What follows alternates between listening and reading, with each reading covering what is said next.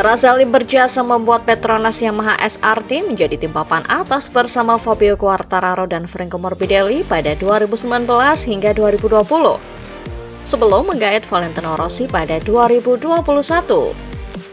Timnya kemudian pindah ke Aprilia pada 2023, tetapi sulit kompetitif sehingga diambil alih Trackhouse Racing pada 2024.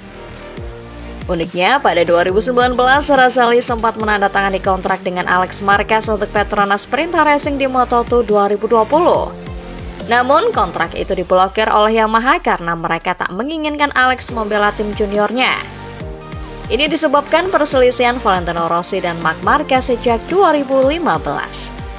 Namun Razali tak menyerah. Saat Quartararo hendak pindah ke Monster Energy Yamaha, pria asal Malaysia ini kembali mendekati Alex untuk Petronas Yamaha SRT di MotoGP 2021. Sayangnya, lagi-lagi Yamaha memblokir langkah Razali. Meski begitu, Razali tetap bangga karena skuadnya sempat dipercaya oleh keluarga Marquez.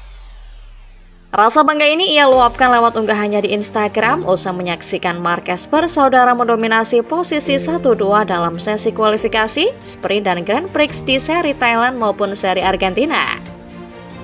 Ia yakin keduanya akan berkuasa sampai akhir musim 2025. Razali juga menyatakan rasa takjubnya kepada performa Marquez bersaudara. Menurutnya, istilah Ducati Cup yang diviralkan warganet selama 3 tahun terakhir berkat dominasi Ducati mungkin tak akan lagi relevan jika dua Marquez benar-benar mendominasi musim 2025.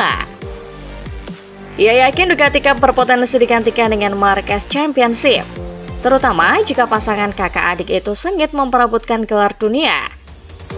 Sebagai catatan, Max sendiri sudah menyatakan bahwa Alex akan jadi rival tersengitnya dalam memperebutkan mahkota juara.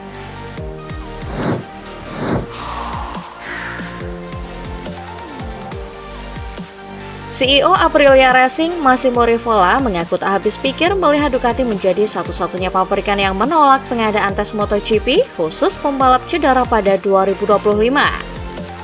Ducati mengaku mendukung gagasan Aprilia ini, tetapi dengan syarat jika tes itu baru diperlakukan pada 2026 mendatang.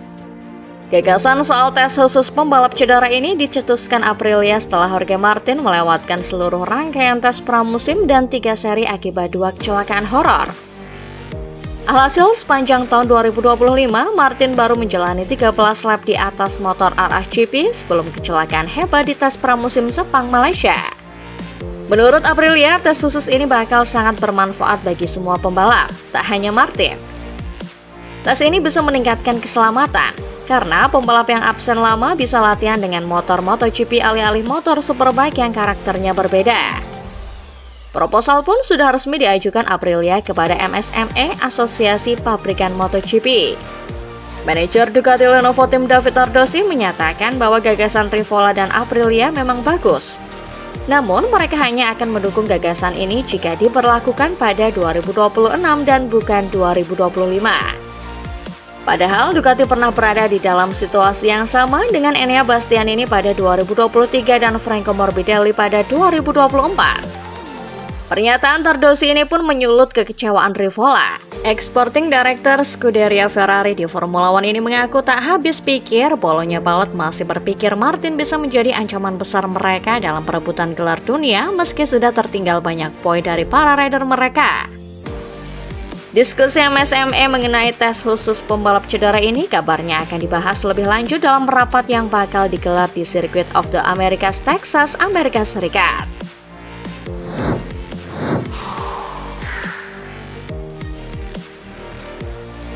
Maverick Viñales meraih poin MotoGP pertamanya bersama KTM dengan finish di posisi ke-12 pada GP Argentina.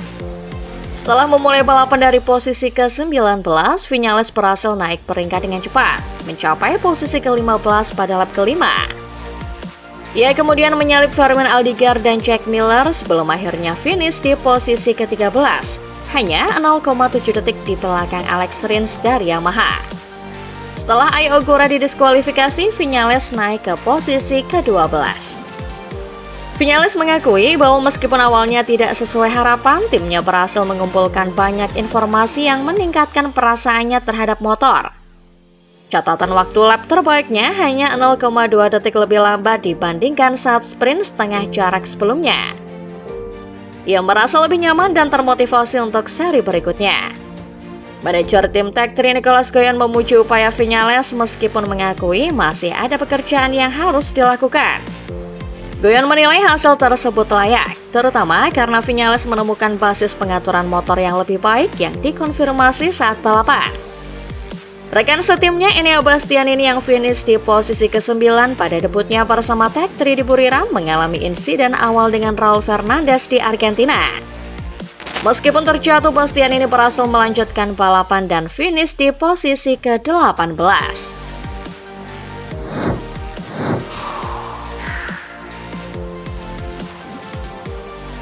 Alex Rins mengambil risiko dengan memilih ban belakang lunak dalam MotoGP Argentina, meskipun tim Yamaha merekomendasikan ban medium.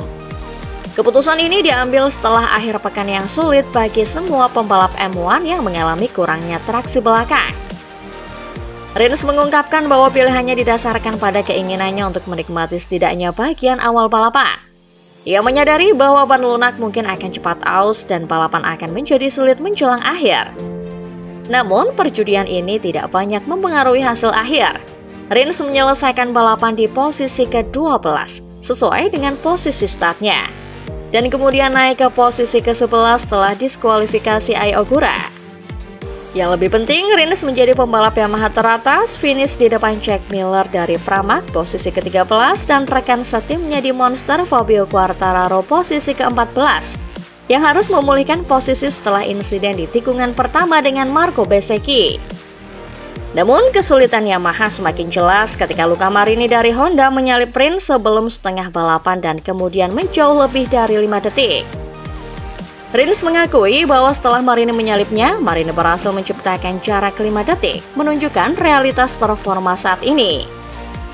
Masalah utama Yamaha terletak pada traksi dan grip saat menikung, memaksa Rins untuk menunda akselerasi.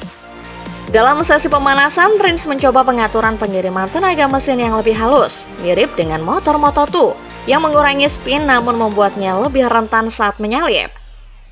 Situasi ini mencerminkan tantangan yang dihadapi Yamaha, yang saat ini berada di posisi terakhir dalam klasemen konstruktor.